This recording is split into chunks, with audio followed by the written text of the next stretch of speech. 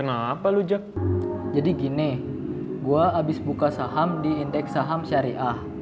Tapi gua nggak ngerti pembagian dividennya gimana. Oh, pembagian dividen. Iya, lu ngerti nggak? Enggak.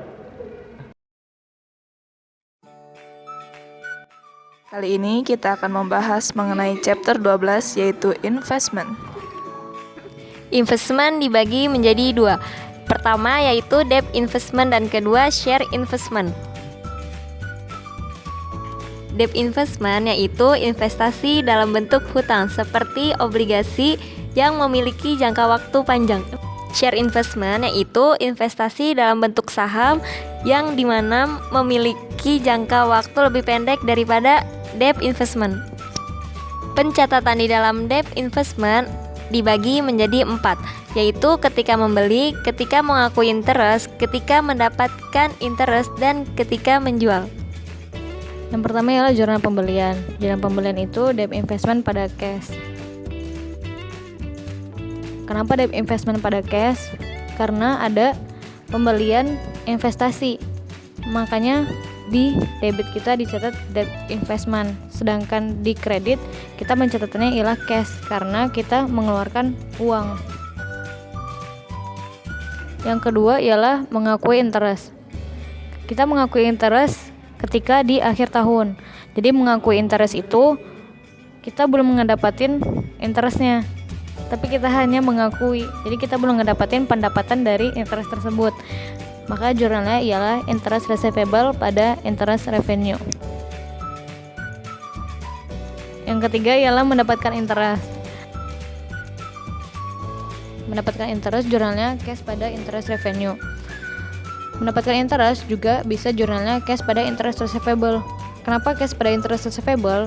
Karena sebelumnya ada pengakuan di akhir tahun. Maka ketika awal tahun jurnalnya ialah cash pada interest receivable, sedangkan cash pada interest revenue tadi itu tidak ada pengakuan sebelumnya. Ketika menjual berarti ada pemasukan kas di dalam suatu perusahaan, makanya cashnya berada di debit. Dan debt investment yang kita beli pertama kali kita jual, makanya debt investment berada di kredit. Dan dalam penjualan ini ada yang namanya gain or loss. Gain ini ketika kita mendapatkan keuntungan. Gain terletak di kredit dan loss ini kerugian berada di debit.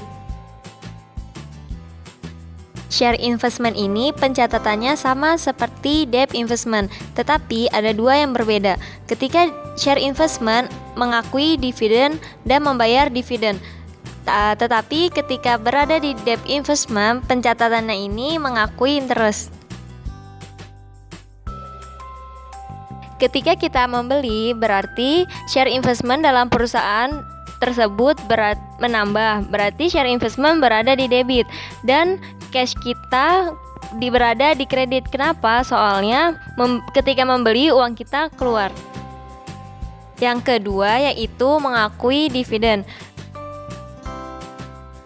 Mengakui dividen ini terjadi di akhir tahun. Kenapa dibilang mengakui dividen? Soalnya kita hanya mengakui saja tetapi belum mendapatkannya. Nah, jurnalnya yaitu dividend receivable pada dividend revenue.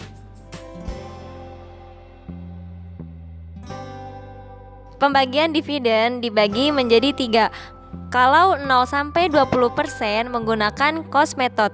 Kalau 20% sampai 50% menggunakan equity method. Dan kalau lebih dari 50% menggunakan consolidate method. Cost method itu hanya mendapatkan keuntungan. Jadi penanam saham hanya mendapatkan keuntungan dari saham yang dia dapatkan sesuai dengan kebijakan persenan dari perusahaan. Sedangkan equity method dia mendapatkan income dari perusahaan dan mendapatkan keuntungan dari saham yang dia tanam. Jadi dia di sini mendapatkan dua keuntungan. Keuntungan dari net income perusahaan dan keuntungan dari saham yang dia tanamkan. Selanjutnya payment dividend. Yang pertama 0-20% ini kan hanya mendapatkan keuntungan. Makanya jurnalnya cash di debit dan di kredit dividend revenue.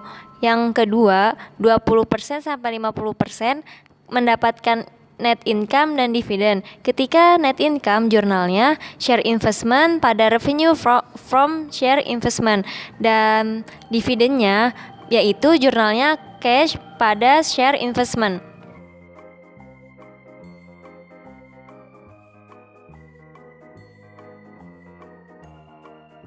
Ketika kita menjual, cash ada di debit. Kenapa cash ada di debit? Soalnya kita mendapatkan kas pemasukan dan share investment berada di debit.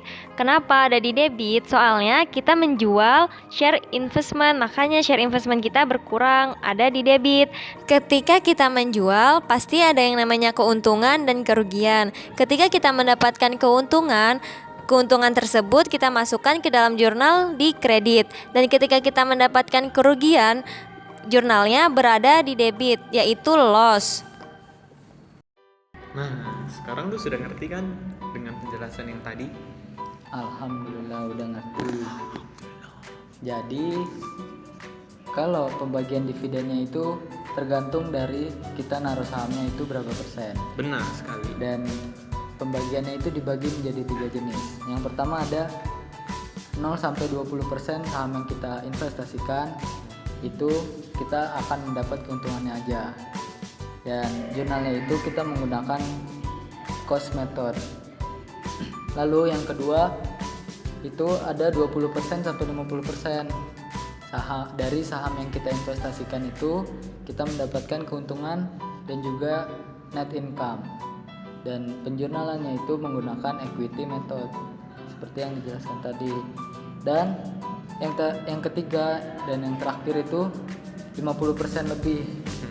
Jadi kalau 50% lebih itu kita biasanya itu pemegang saham paling banyak. Jadi dalam penanaman saham 50% ke atas itu kita berhak untuk mengatur saham yang kita berikan. Dan penjurnalannya itu menggunakan consolidate method. Oke, sekarang lu sudah ngerti. Alhamdulillah. Ayo kita pulang. Ayo kita pulang.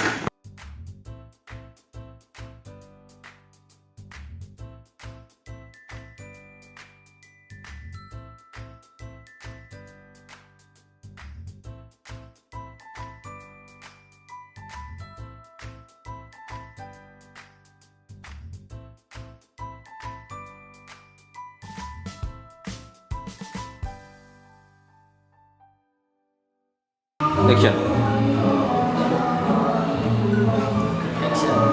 Ya,